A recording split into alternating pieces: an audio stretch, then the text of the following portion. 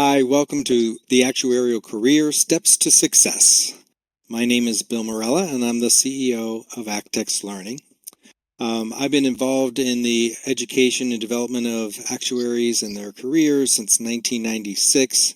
I've, over those 2+ decades, assisted thousands of actuarial students and professors and hiring personnel, and it's my pleasure to do so. I really love working with young people and young professionals, and actuarial science majors are, very motivated, and it's quite a pleasure.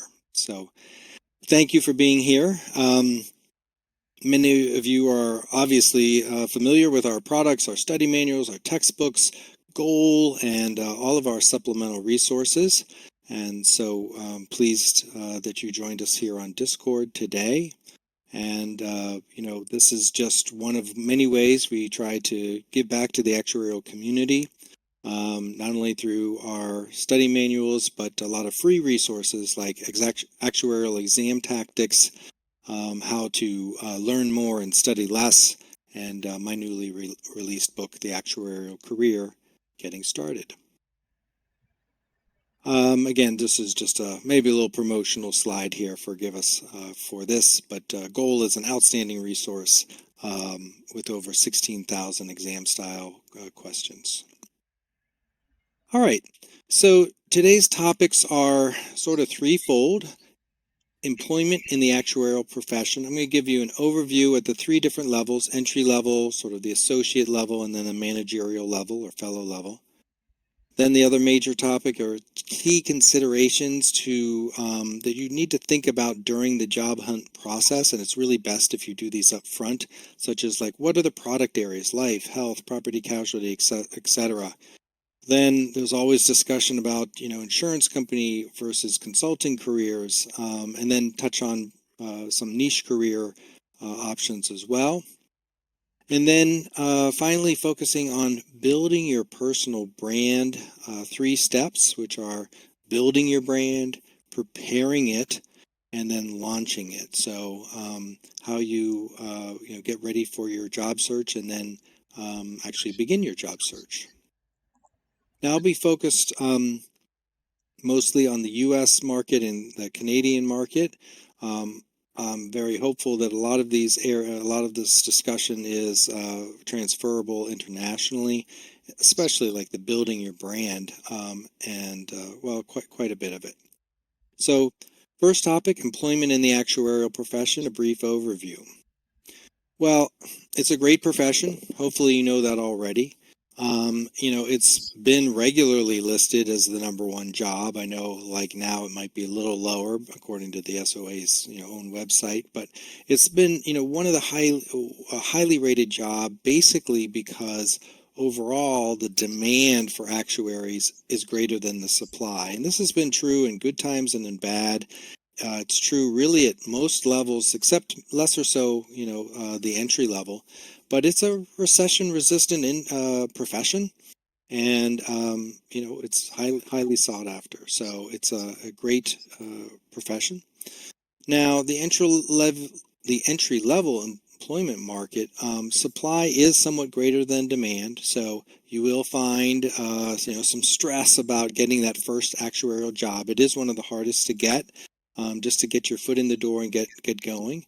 But you'll find pretty quickly after that, as I'll discuss, that you're going to start to develop experience and pass exams, and that supply-demand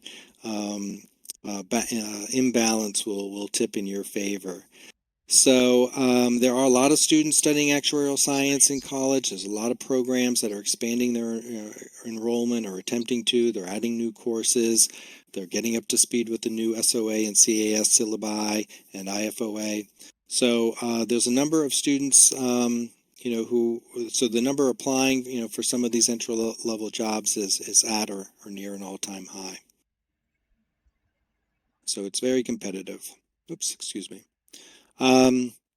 So I'll be focused really on, again, the U.S. and Canadian market. If you're here under an F1 visa, there's some different considerations. So that's something that's sort of a separate topic, maybe that I do discuss in my book. probably won't be much of a focus on this particular presentation. However, I will say that building your personal brand, that section of this presentation is even more important for someone here that might be here under an international or an F1 visa. So I would definitely stay attentive to that when we get to it toward the end of the presentation. It's the third section. And then also just kind of mention the geographic flexibility as an actuary is typically pretty important. And oftentimes employment is concentrated in some key cities. So I encourage you, you're young, be flexible, live a little, and consider, stretching yourself a little bit geographically if it's not in your nature. So this is just a chart of the U.S. market, and these red balloons here are essentially where most of the employment in the United States is. You can see it's heavily concentrated in the Midwest and the East, in particular the Mid-Atlantic up through, let's say, the Boston area, and then covering a good part of the Midwest. And then along the Pacific states as well, there's a decent amount for sure of actuarial employment. So this is just putting some city names to that. The best cities are on the left here in terms of the most employment options. And I'll let you read the list there, but what I mean by most is it's life, it's health, it's property casualty, it's retirement. There's just a whole array in those cities in the US and Canada, the two Canadian listed there. And then one horse towns, I just wanted to make sure you're aware that there are a lot of cities where there's really only one major employer of actuaries. So in San Antonio, Texas, USAA. So if for whatever reason you're leaving USAA, well, you're probably moving cities. So I wanted you to be aware of that because actuarial employment is concentrated in some of these larger cities. Not that it isn't elsewhere. It's just that oftentimes the pool of employment options for you will drop significantly. All right.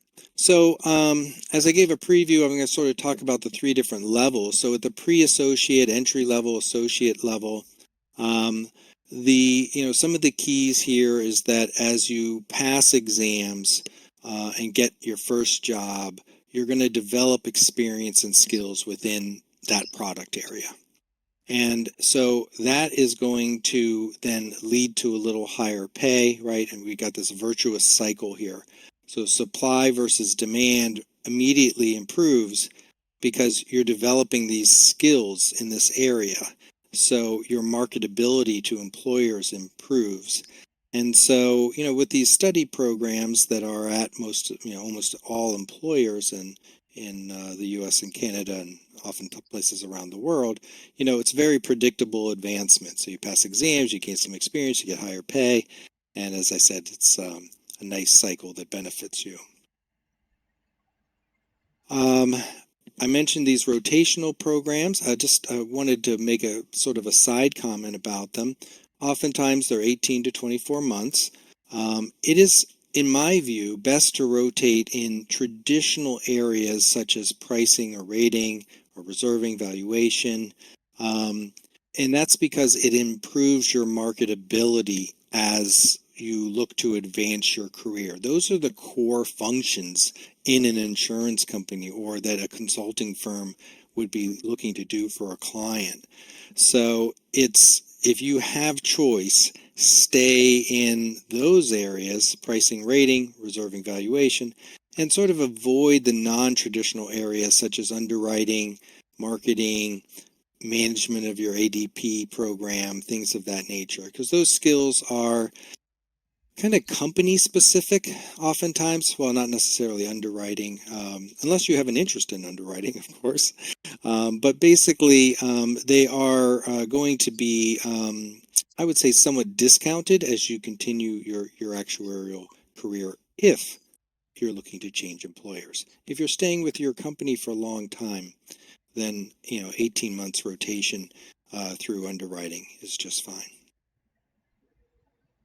All right. And then at the management level, or oftentimes the fellow level, it is expected that you're going to be an expert in a particular product line.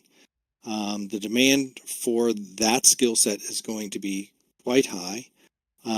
But your advancement is based on factors, or it starts to become, more and more based on factors that are beyond just actuarial. So it's leadership, general management, staff management type of skills, business acumen, and superior communication skills. So I mentioned this in this presentation because employers are looking for this potential, these 4 bullets directly above, in today's entry-level hires. And that's where I get to building your brand a little later and how you communicate that potential to your employers.